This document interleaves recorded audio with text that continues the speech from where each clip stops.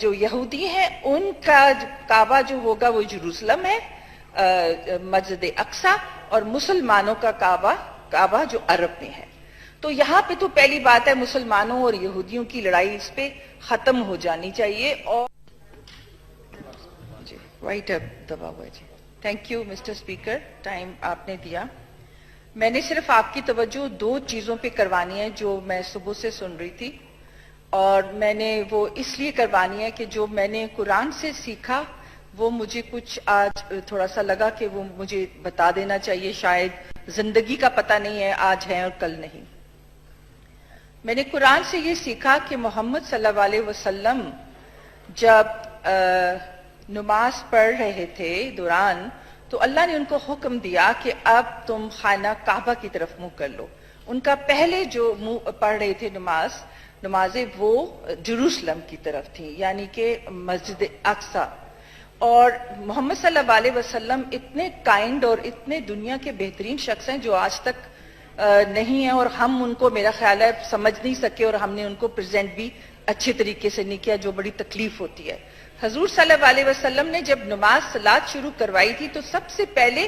انہوں نے خانہ کعبہ کی طرف کیا، لیکن جب یہودیوں نے بہت اس طرح کیا تو ان یہودیوں کو خوش کرنے کے لیے انہوں نے نماز جو تھی جروسلم میں کر دی، کی طرف منہ کر کے کرنے لگے۔ اور جب یہ حکم آ گیا کہ آپ ابھی آج سے منہ خانہ کعبہ کی طرف کر لیں، تو مجھے یہ سمجھ آئی ہے کہ سونے رب نے، اللہ سبحانہ تعالیٰ نے مسلمانوں کے درمیان اور یہودیوں کے درمیان یہ فیصلہ اسی قرآن کی ورس میں ہو گیا ہے۔ میرا علم تھوڑا ہوگا، میں نے ہسٹری پڑھی، لیکن میں اپنے اللہ سے ڈر کے اور اللہ کی محبت میں یہ کہہ رہی ہوں کہ اس نے یہ فیصلہ وہی مسلمانوں کو آسانی کے لیے کر دیا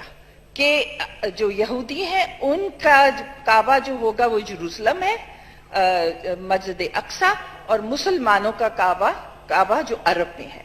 تو یہاں پہ تو پہلی بات ہے مسلمانوں اور یہودیوں کی لڑائی اس پہ ختم ہو جانی چاہیے۔ اور حضور صلی اللہ علیہ وسلم نے بھی کہا تھا، حضرت علی نے بھی کہا تھا کہ اپنے دشمن کو دوست بنا لو، اور سب سے بہترین مثال حضور صلی اللہ علیہ وسلم نے دی، جن کو یہودیوں کو ان کے ساتھ مل کے کام کیا۔ اور اس کے بعد ہم دوسری بات میں یہ بھی دیکھتی ہوں کہ ہم اتنا یہودیوں کے نام پہ ایک دوسرے کو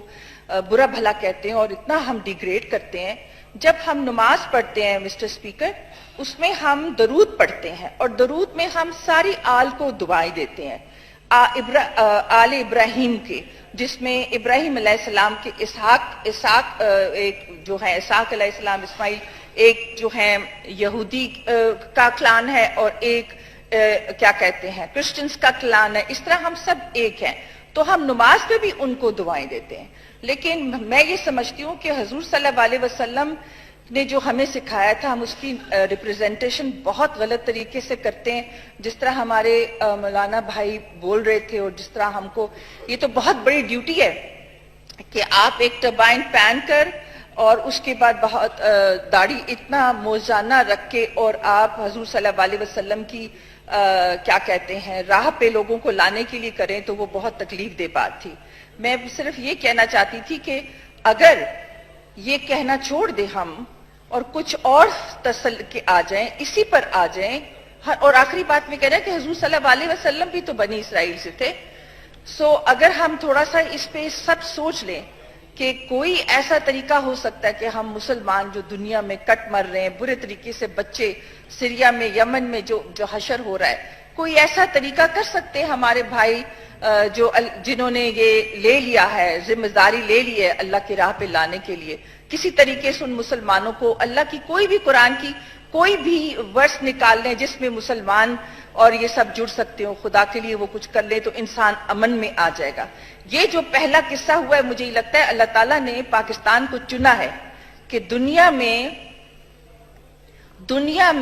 امن اور پیس بنانے کے لیے اب ساری دنیا کی نگاہیں ادھر آ گئی ہیں۔ میں اپنے کولیگ اور بہن بھائیوں سے کہنا چاہتی ہوں کہ اس پہ سوچیں، اور مسلمانوں کو کٹ مرنے، جس طرح مسلمانوں کا خون اور بچوں کا خون کیا جا رہا ہے، کسی پہ بھی آ جائیں، جیسے محمد صلی اللہ علیہ وسلم نے بہت ساری ٹریٹیز بنائی تھی یہودیوں کے ساتھ، آپ بھی کوئی اس پہ سوچیں تاکہ ہمارے مسلمان بچے اور عورتیں جس طرح ماری جا رہی، جس طرح ظلم ہو رہا ہے، وہ کسی طریقے سے بچ جائیں. بہت شکریہ. Thank you.